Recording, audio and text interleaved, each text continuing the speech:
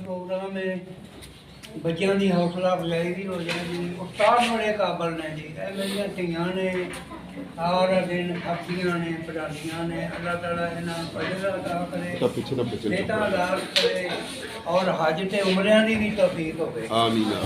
ते ये मैं इत्थे जिंदगी गुजारी है तकरीबन 80 ते 83 साल दा हो गया। वाह वाह वाह। 83 साल तुहाडे सैयदपुर कुर्ब दे लई गुजारे ने। ते पंजां बेटियां नूं छठी वाले लिआंदा जिहड़ा वो काम अज कल हाईला ही करदे ने। बेटी नूं मैं पढ़ाया जी, एमए तक लै गया मैं। ते इहदे अलावा जी मैं इत्थे कोई छठी भी सिखांदा रहा वां, फिर मुशहरे करांदा रहा वां। इत्थे मेरे कोल ਉਹ ਅਜ਼ੀਮ ਲੋਕ ਆਏ ਨੇ ਸੈयਦਪੁਰ ਖੁਰਦ ਦੇ ਵਿੱਚ ਕਿ ਅੱਜ ਉਹ ਬੇਮਿਸਾਲ ਲੋਕ ਨੇ जी बेशक। ਕੋਈ ਫਿਲਮ ਸਟਾਰ, ਕੋਈ ਫਿਲਮਾਂ ਲਿਖਣ ਵਾਲਾ, ਕੋਈ ਗੀਤ ਲਿਖਣ ਵਾਲਾ, ਗੀਤ ਗਾਉਣ ਵਾਲਾ, ਜਾਂ ਫਿਰ ਇਹਦੇ ਇਲਾਵਾ ਜੀ ਕਿਤਾਬਾਂ ਲਿਖਣ ਵਾਲੇ, ਯੂਨੀਵਰਸਿਟੀ ਕਾਲਜਾਂ ਦੇ ਲੋਕ ਮੈਂ ਬੁਲਾਉਂਦਾ ਰਿਹਾ। ਉਹਨਾਂ ਦੀ ਮਿਹਰਬਾਨੀ, ਉਹ ਤਸ਼ਰੀਫ ਲਿਆਉਂਦੇ ਰਹੇ, ਰੌਣਕਾਂ ਵਧਾਉਂਦੇ ਰਹੇ। ਹੁਣ ਇੱਥੇ इंडिया तो भी आते रहे ने, जर्मनी तो भी आए ने जी, बाहरों लोग आते रहे। गुरचरण रामपुरी साहब जोड़े कनेडा तो आते रहे। साढ़े हजरत साहब जोड़े तशरीफ लै गए दुनिया तो, तुफैल खालिद साहब जी। हाँ तुफैल खालिद साहब जर्मनी तो आते रहे चेचा, उन्होंने रौनक वधाइयां।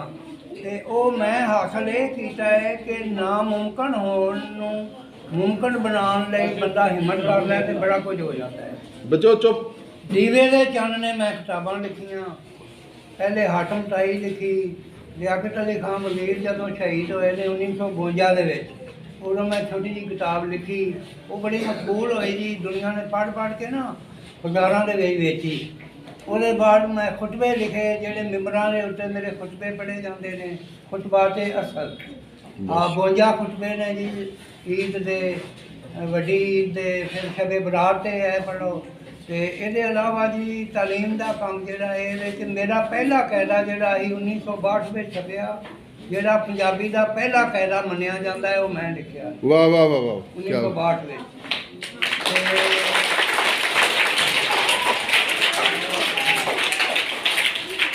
फिर ये अलावा जी यूनीवर्सिटी वाले ने मेरे नाल बड़ा अच्छा सलूक किया।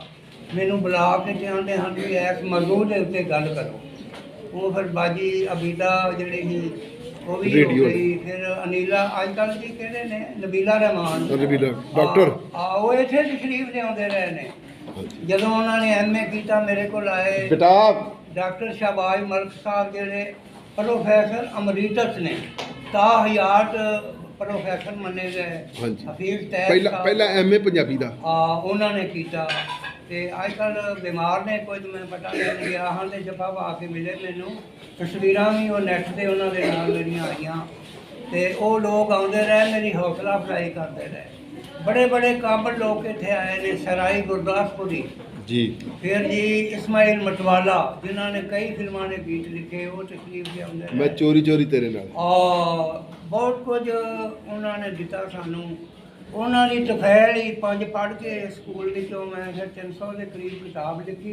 सुभान अल्लाह। फिर कुरान पाक की तफसीर जी है, महकमा औकाफ, फिर मजहबी अमूर कुरान बोर्ड ने चैक करके मैंने छापन की इजाजत दी, जी मैं अल्लाह वास्ते उवें ही वंड दी है। मेरे बच्चों ने 5 लाख रुपया उनसे लाया, बच्चों ने लख लख जमा करके 22 सिफारिश को आए।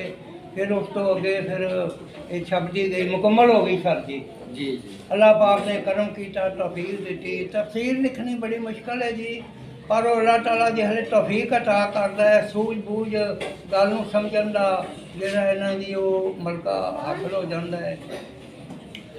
30 तफसीरां दा मैं मुतालिया करदा हाँ हर ऐत नूं लिखण लई।